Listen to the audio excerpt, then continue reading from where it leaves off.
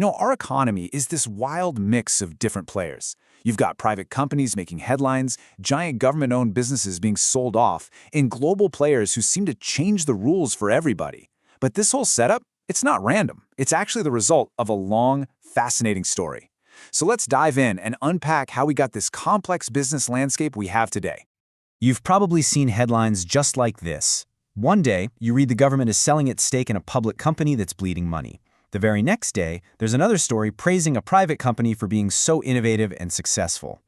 It can feel a little confusing, right? But these aren't really contradictions. They're actually clues to a much bigger economic story.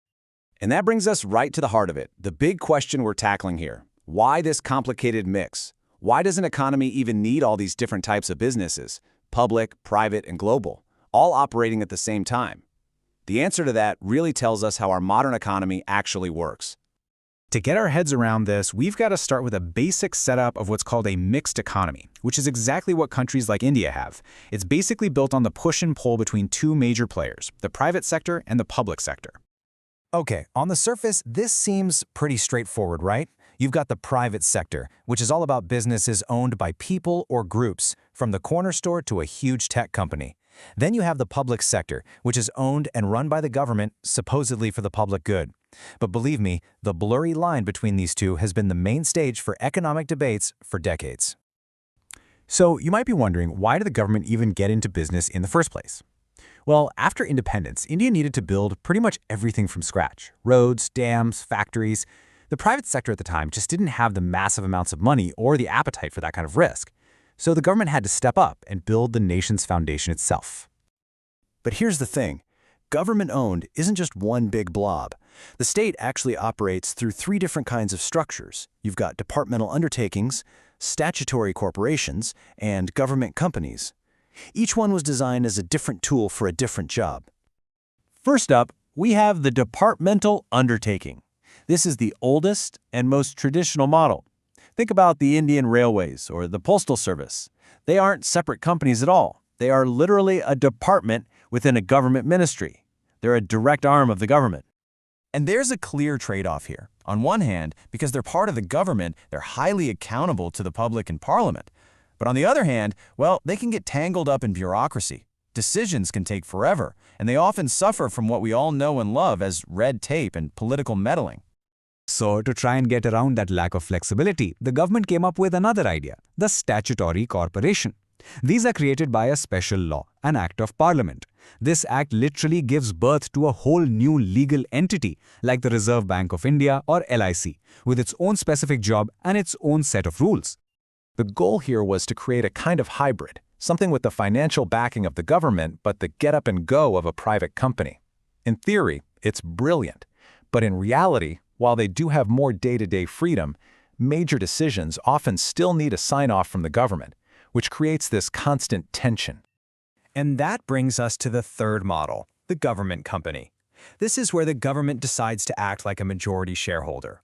It sets up a company under the Regular Companies Act, just like any private business, but it makes sure to own at least 51% of the shares.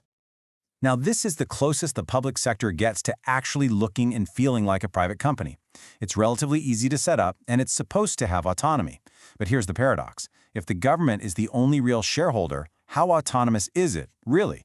Or is this setup just a way to avoid direct accountability to Parliament? It's a tricky one. For decades, this public sector-driven approach was the engine of India's economy. But by the time we got to the late 1980s, a lot of these public companies were struggling with inefficiency and huge financial losses, and all of that led to a massive, game-changing moment in 1991.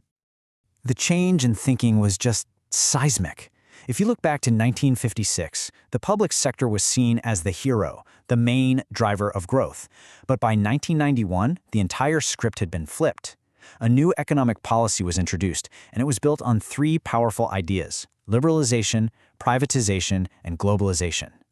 And this wasn't just some vague new direction. It was a very clear four-part strategy. The government started acting almost like an investment manager. First, try to fix and revive the public companies that had potential. Second, shut down the ones that were beyond saving.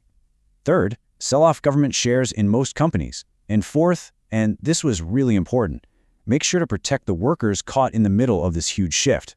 And if you want to get a sense of just how massive this change was, look at this. The number of industries that were exclusively reserved for the public sector, it dropped from 17 all the way down to just 3. Basically, the whole competitive playing field was thrown wide open. And with that playing field suddenly wide open, a powerful new player stepped onto the stage. The 1991 reforms swung the doors open to foreign investment, and that paved the way for the global enterprise to make its grand entrance in India. You probably know them better as multinational corporations, or MNCs. And these aren't just big companies. They're more like global systems. They have factories, supply chains, and customers in dozens of countries, and they brought a whole new level of competition and scale to the Indian economy. So what's their secret sauce? What makes them so formidable? Well, it's a killer combo. Massive amounts of cash, the latest technology, constant product innovation, and super aggressive marketing.